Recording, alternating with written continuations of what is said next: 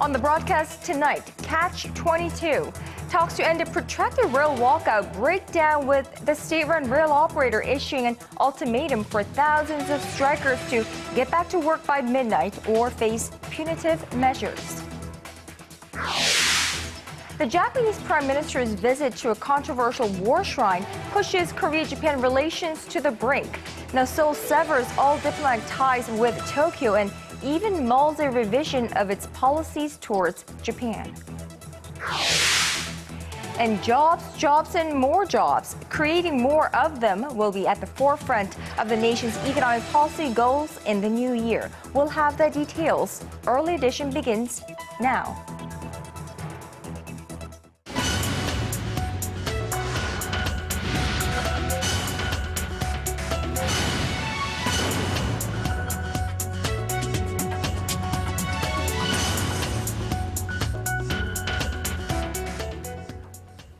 It is 10 a.m. in Stockholm, 4 p.m. in Bangkok, and 6 on a Friday evening here in Seoul. Welcome to Early Edition at 6. I'm Moon Gon-young. And I'm Daniel Che. Thank you for joining us. We begin with the latest on the nationwide rail strike.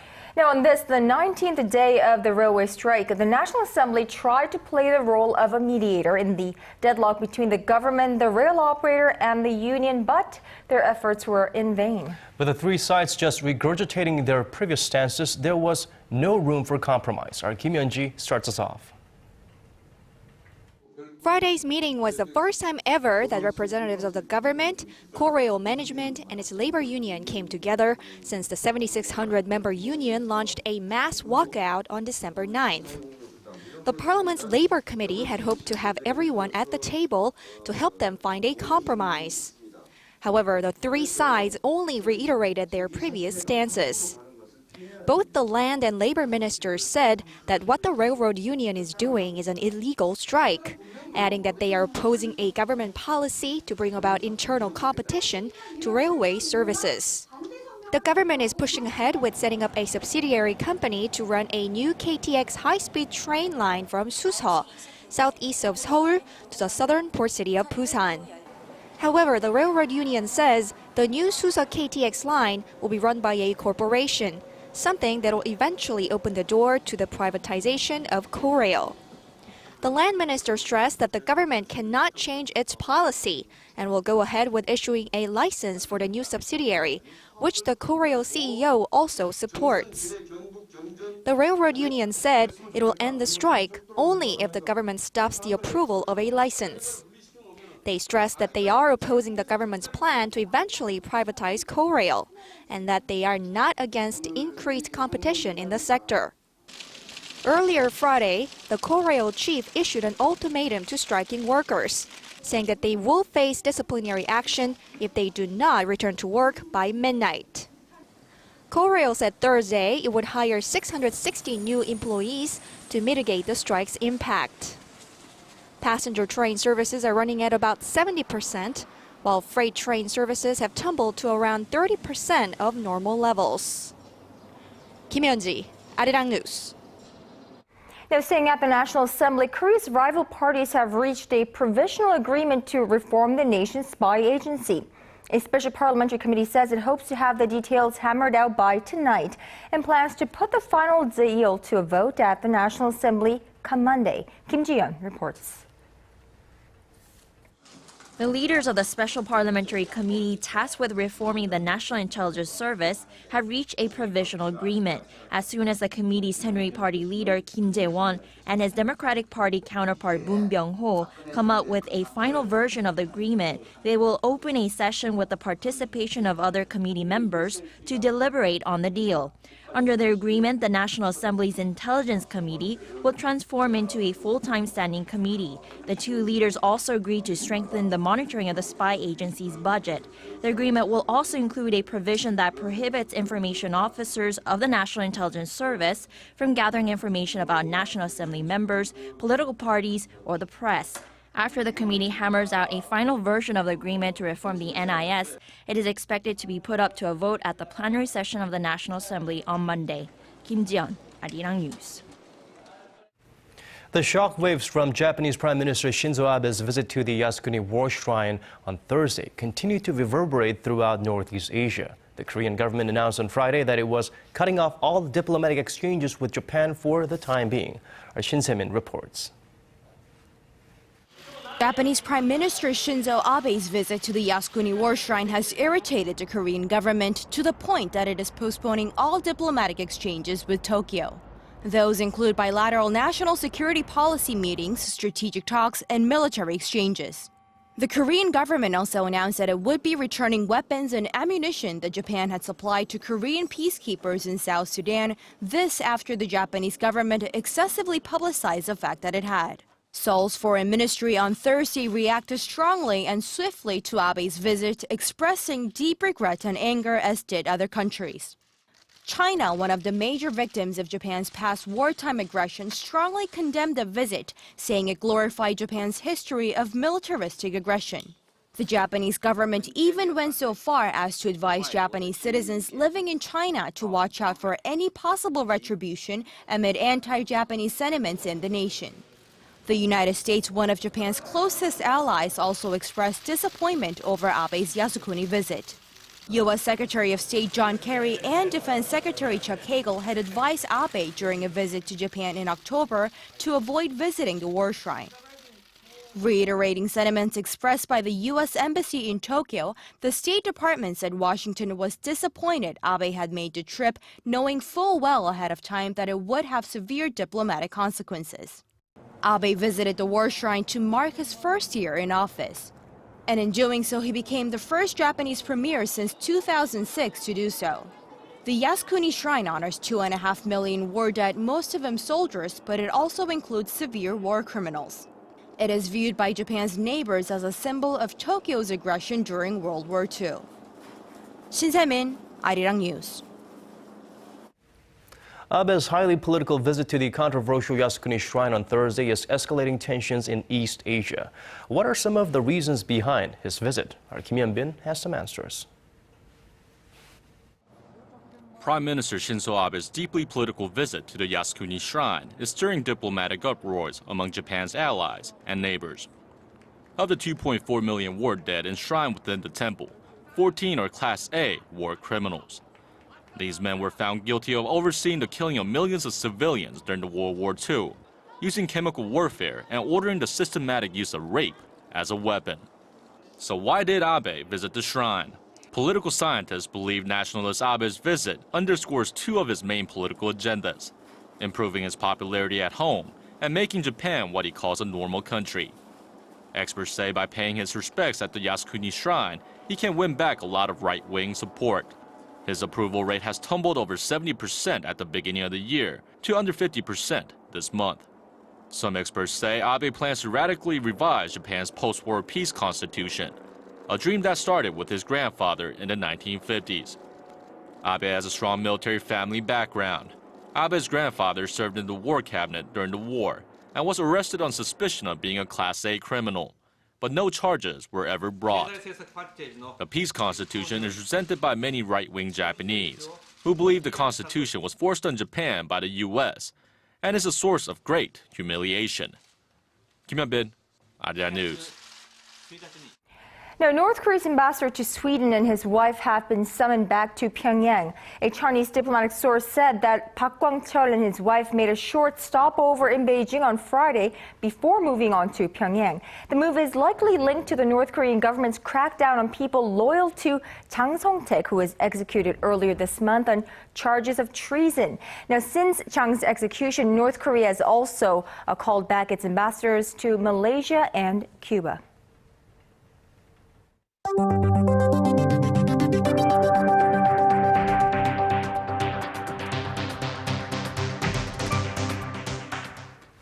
The Korean government says it wants the private sector to play a leading role in spurring economic growth next year. The government expects the Korean economy to expand by 3.9% in 2014. That's up from 2.8% estimated for this year. Our Hwang Ji-hye has the details. Boosting domestic demand, job creation, and reforming the public sector. Those are the main economic objectives of the Korean government for 2014. Unveiling its economic policies for next year on Friday, the government pledged to promote investment and consumption by fostering the nation's service sector and providing tax breaks for small and medium-sized businesses. The main focus will be on improving vitality in domestic demand. The momentum of economic recovery initiated by the government this year will be expanded to the private sector, thereby solidifying the force of growth. The government says while many ordinary people could not feel the benefits from record exports this year, increased domestic activities next year will improve their livelihoods. To keep up with the momentum of recovery, fiscal spending will be front-loaded in the first half of the year. The government will place an emphasis on job creation in 2014 when it expects some 450,000 new jobs to be created. The government in particular will step up efforts to boost employment among young people and women. It'll set up a venture capital fund only for young entrepreneurs and offer incentives to create more flexible part-time jobs for female workers seeking to juggle work and home life. Also high up on the government's priority list will be debt reduction for state-run companies and public organizations and so-called economic democratization, calling for a more equitable distribution of wealth and the reining in of family-controlled conglomerates that now dominate the industrial landscape. Next year will be the first year when a drastic reform will be carried out in the public sector. We'll also advance our economic structure one step forward by institutionalizing systems needed to democratize the economy. If things pan out as the government plans, the domestic economy will grow 3.9% next year, higher than the International Monetary Fund's forecast of 3.6%.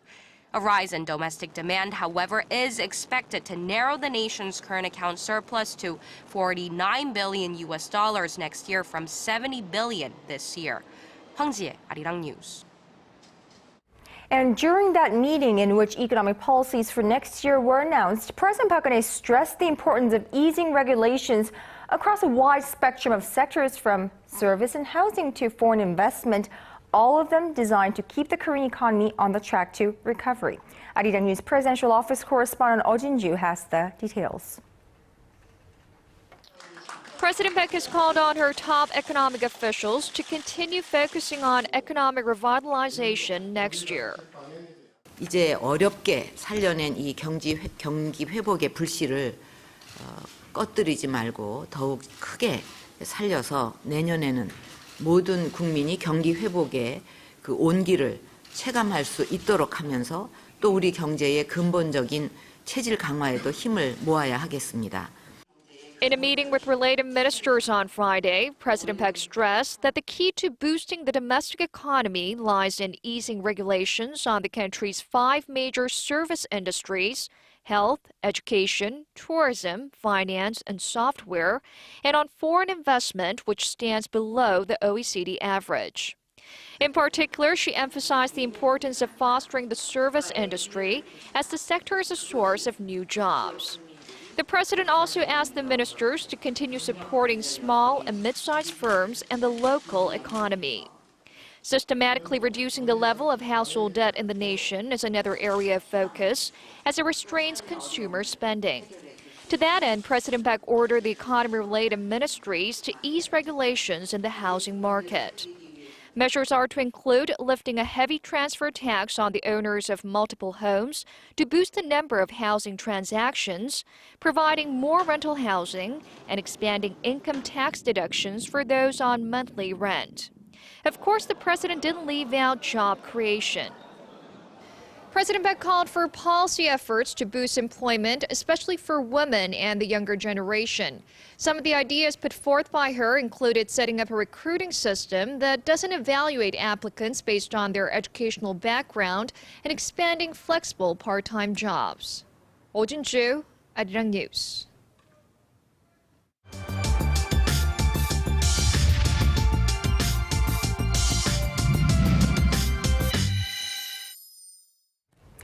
Turning now to the latest on the relocation of government ministries and agencies to Korea's new administrative city of Sejong. The second phase of the relocation will be completed by the end of this weekend, and our Park Ji-won joins us from the news center to tell us more about it. Hello there, Ji-won. Hello, good evening. By the time the movers have finished their works by the end of this weekend, about 60% of all the nation's central government ministries and agencies will have moved to the new administrative city. This represents a huge change as the administrative functions of the country shift from capital Seoul to this newly built city. Let's take a look. This colossal, dragon-shaped government complex located in the multifunctional administrative city of Sejong, some 120 kilometers south of Seoul. It will accommodate most of the nation's central ministries and sub-agencies by 2015. But to get there, they have to move from the capital Seoul, a relocation process that's being done in 3 separate phases. In late 2012, 14 ministries and state agencies, such as the Prime Minister's Office and the Finance and Environment Ministries, moved to Sejong. This month, 16 government ministries and sub-agencies, including the Education, Culture, and the Trade Ministries, began moving into the new complex, a process that will be completed this weekend. The third phase, to begin and finish next year, includes moving more state agencies, including the Ministry of Government Legislation and the National Tax Service, into Sejong.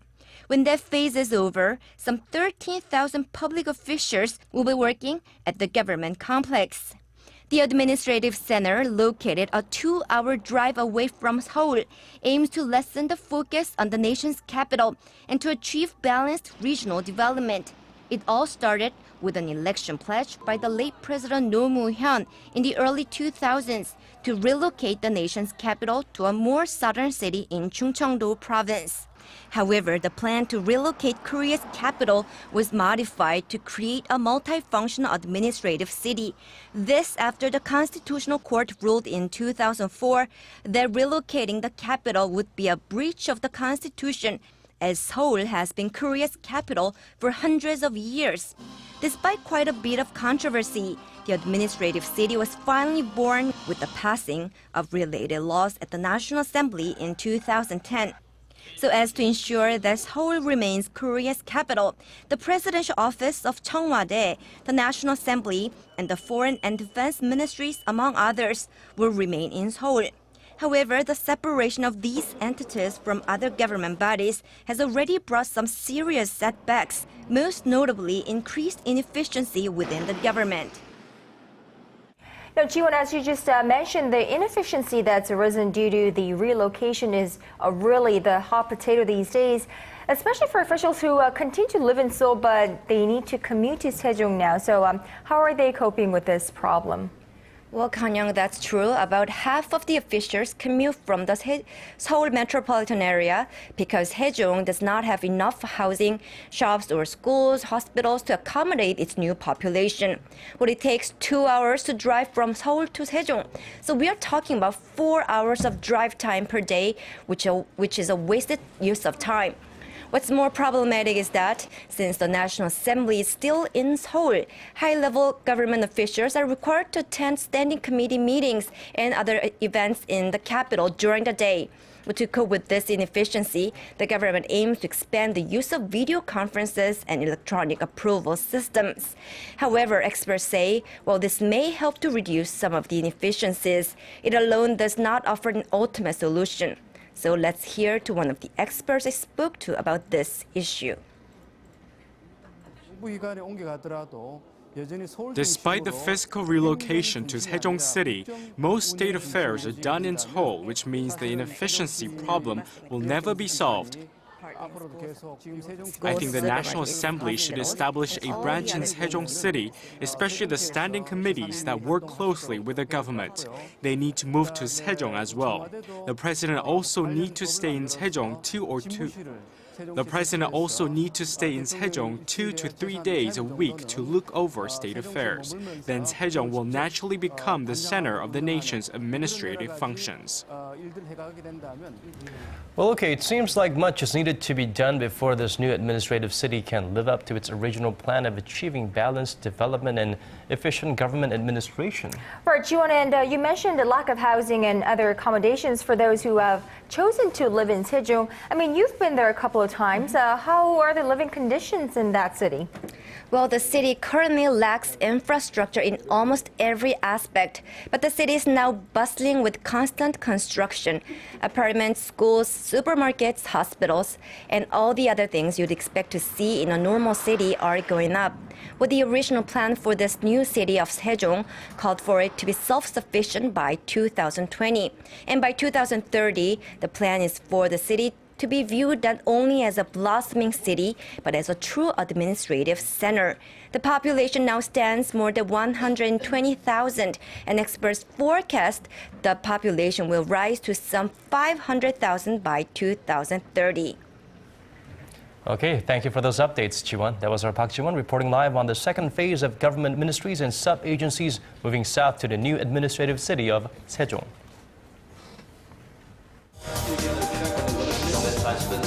Digging deeper, getting to the bottom of stories that impact your life. Talking with you on air and online. Connecting you with heroes and experts to help you understand the world's most pressing issues. News and current affairs at its best with Moon Gun-young and Daniel Che on Early Edition at 6. Now shifting gears to the economy, Korean import prices rose by 2 points. The resurgence of anti-government protests in Thailand has prompted the country's election watchdog to urge the government to postpone an election scheduled for February to give time for a peaceful resolution to the unrest. Arirang News' Kwon So-ah has this report.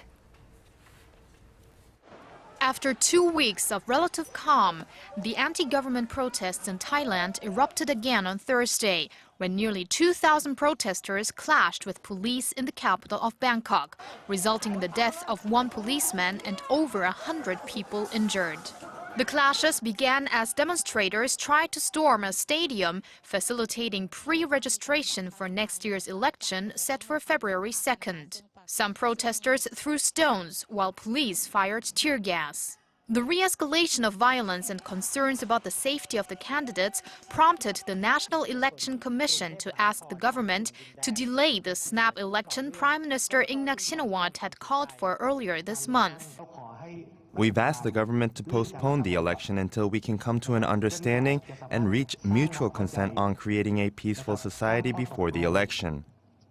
The government, however, firmly rejected the call.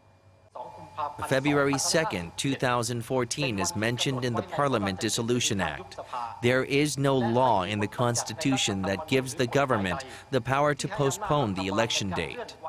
Current Prime Minister Ingnak Shinawatra had said she would step down from office if that is what the people want, but protesters are still demanding her ouster, saying she is her brother's puppet. Elections have been won by parties connected to Ingnak's brother Thaksin Shinawatra since 2001. Thaksin was ousted in a military coup in 2006 and has since lived in self-imposed exile. The recent protests have been stirred by an attempt by Ingnak's government to pass an amnesty bill that would have allowed Thaksin to return to his homeland. Kwon So-ah, Arirang News.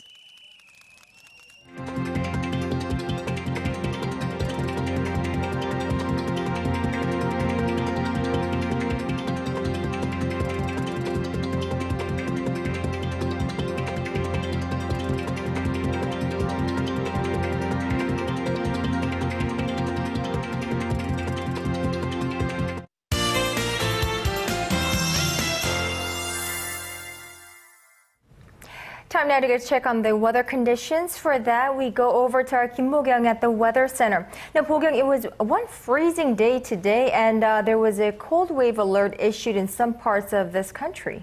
That's right, Kwon-young. Morning temps dipped to minus 9.3 degrees here in Seoul, and it's still minus 4 degrees outside. And yes, the first cold wave alert of the season has been issued in Gyeonggi-do province. Well, cool, good, cold, bad. When will this cold ever end?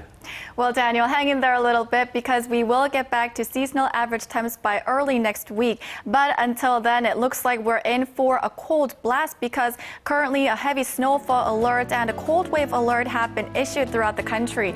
The mountains of Jeju, which are under a heavy snowfall alert, may get up to 30 centimeters of snow, and the East Coast regions 5 centimeters. With that in mind, let's take a look at tomorrow's readings.